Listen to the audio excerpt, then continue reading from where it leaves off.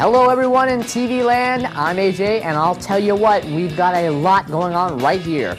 It's time for Real Life 101, the show where we hook you up with real people doing their real jobs. Wait till you see who you're going to meet today.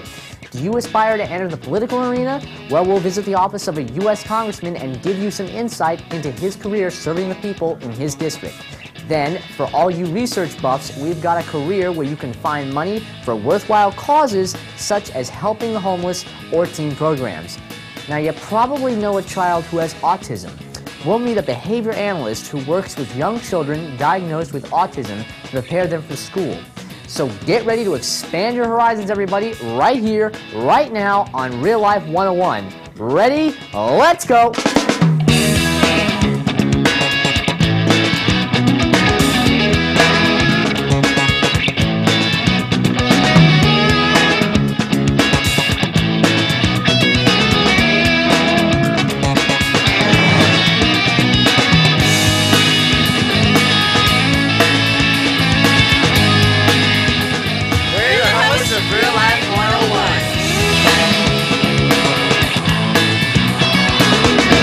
How would you like to make a change in your state or country?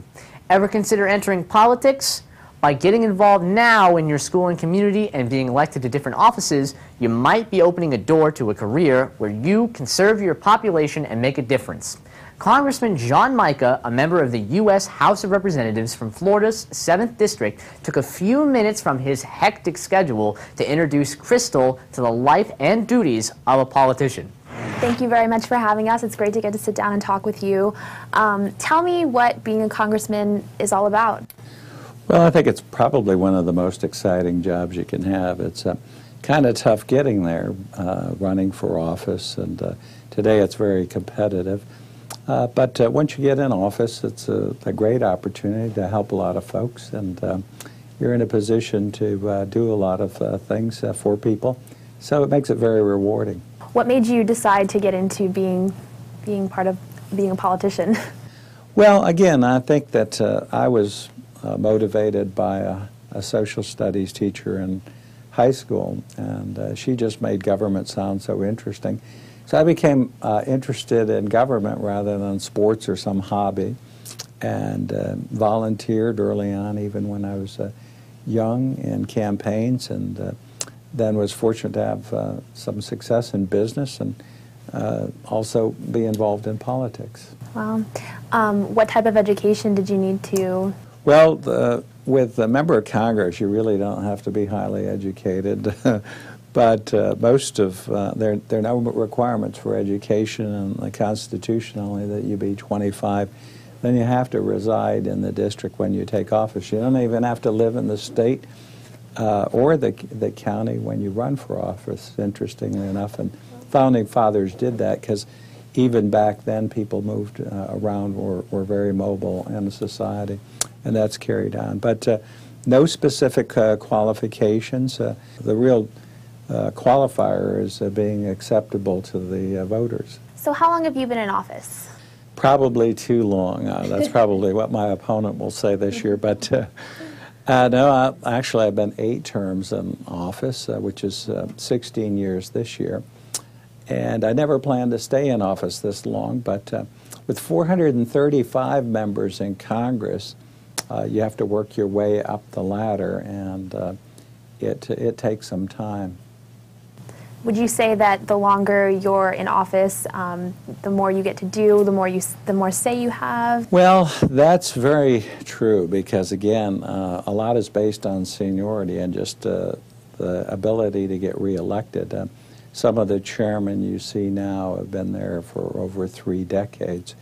On the Democrat side, they require seniority and go mostly by seniority. A little bit different on our side of the aisle. The Republican side, you have to campaign for the office. I'm the Republican leader in the Transportation Committee in the House, and the fellow that I ran against, the Republican I ran against, he'd been there for 28 years. I'd only been there for 14 years, and I beat him in the contest. So we run a campaign. It's a little bit different, again, on the other side of the aisle. it's based more on seniority. But you just don't come to Congress in your first term or two and reach a leadership position. That's very, very rare. So with so many people, it does take more time. About how many people are on your staff? Well, it's interesting. Every member of Congress gets the same number of staff. 18 full-time staffers is the maximum. We all get about the same budget, and you're allowed 4 part-time workers. So everybody in Congress is treated equally. But if a young person wanted to get into an internship to kind of start out doing this, what would you suggest that they do? Well, every congressman really has his or her own policy. Mine, we just about take everyone who asks. The problem that the interns have, though, is finding a place in Washington. They're not paid, and they sometimes come for a week, sometimes a month. Sometimes they can work with their school to get credit for their internship.